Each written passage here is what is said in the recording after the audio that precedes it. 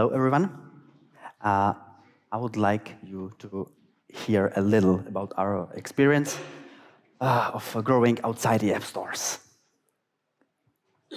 We are a Y Combinator queer dating app with over 500,000 monthly active users, over 20 million of installs, and I'm Jakub.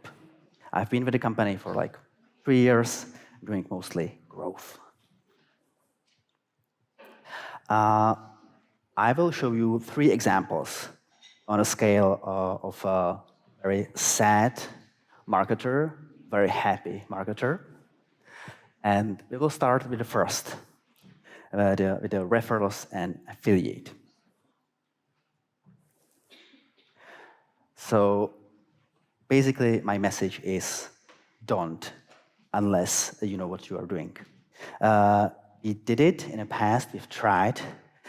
So before you try, make sure you are in the right vertical. You've heard a lot about doing referrals and how useful it might be for your app, and while that's true, it definitely doesn't apply to dating. It's a market, right?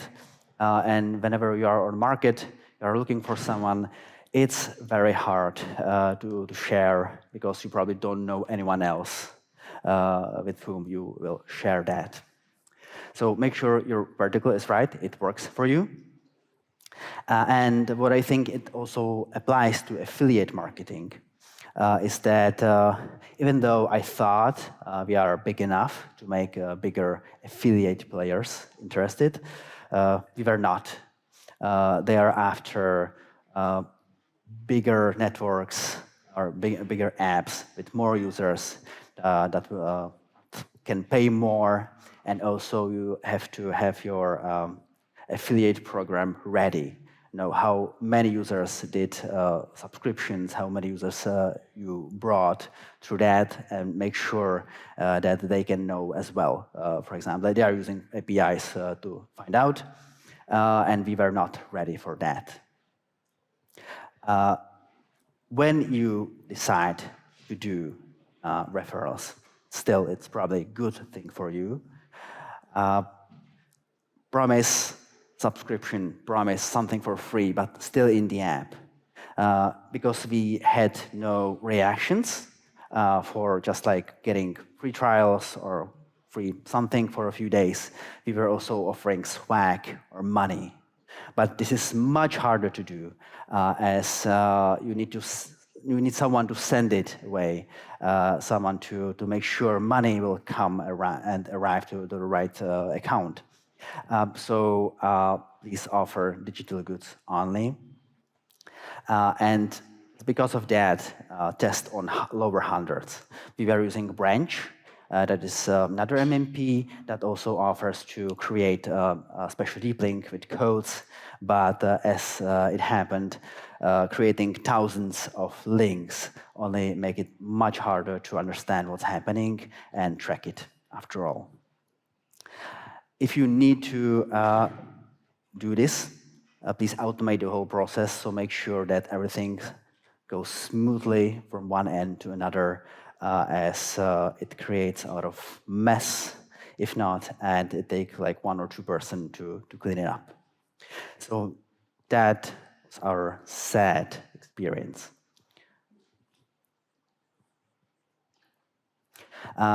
You've heard a lot about AI content today, and while I think it's great in general, it's probably not good enough to do it out of the box and use the content AI delivers, like ChatGPT, right? As you've heard, use your own datasets to train it, like user data you have, or surveys. We are running a lot of surveys, either for people who are paying us for that to know what's the LGBTQ community like, or we are doing it for our own purposes. So ChatGPT can smoothly summarize the surveys for you. It can generate more content of what you asked users to create. In our case, we were after asking users about their coming out stories or whom they meet in the app. And this is something ChatGPT can do greatly. If you want to use ChatGPT or any AI in general, you can use DALL-E 3 for illustrations with a text. That's something that Midjourney can't do, text and images, as far as I know. And illustration with text will help you for ranking in Google, because Google can read the text as many other search engines. Or have someone human do the final touch, like us, as we let someone do the preps for SEO, growing outside the stores, mainly meaning SEO and everything about it.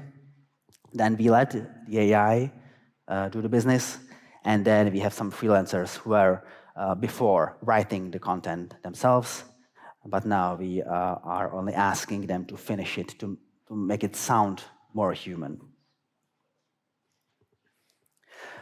With this, we achieved growth on a web visitor year-on-year of about 64%. Web engagement also increased, meaning this content probably does something for the readers as well. But keep in mind, it's web visitors. It's not your customers, people who install the app or subscribe. It's just web visitors. And we are using AI content to get qualified audience to us and let them know that her as a brand exists. And finally, the happiest moment, at least for us, were shareables. You probably had heard about it with different names, like viral content, content loops. We call it shareables because it's simply something people like, and they like it enough to share. Like with this example, it's a matchmaking, or rather just astrology mini site that checks your compatibility with your potential partner just based on their sun sign. And the black circle is the most important part of it, making people share. If you're wondering how to approach it, maybe step 0 should be do the surveys, ask users what they're after, what they like, and then do the smoke test. So we've run like 20, maybe 30 different propositions through the CRM, through Braze, send it a push message, the in-app message that says, hey, this is new, try this X something. Behind that, there was nothing. It was just like another screen saying, thanks for your interest, but we are not ready. We'll let you know when we are. And from those ideas, from that like 25 roughly ideas, we chose some that were easy enough to develop, we thought. And then if you want to create it, still download for the keywords, you'll use download the top 3 or 4 best apps. If I talk about the astrology example, download the astrology apps, see what's the best part of it, steal it, just ask someone to develop similar thing. The nice thing about it is that if you are developing in HTML and showing it as a like in-app in the in-app browser, the development costs are from, I don't know, $200 to maybe $1,000. Everyone probably has this budget. And then make sure that anything you develop is shareable. That's the main part of it. So make sure it's clickable and it offers the most common channels users are using for sharing. It's mostly TikTok, Facebook, and clicking the copy button to get a link. If you do just this, it will have like okay results, but the crucial part as well is the last part, reusing whatever you have created. As on a first try, there will be some number of users using it depending to whom you are sending it.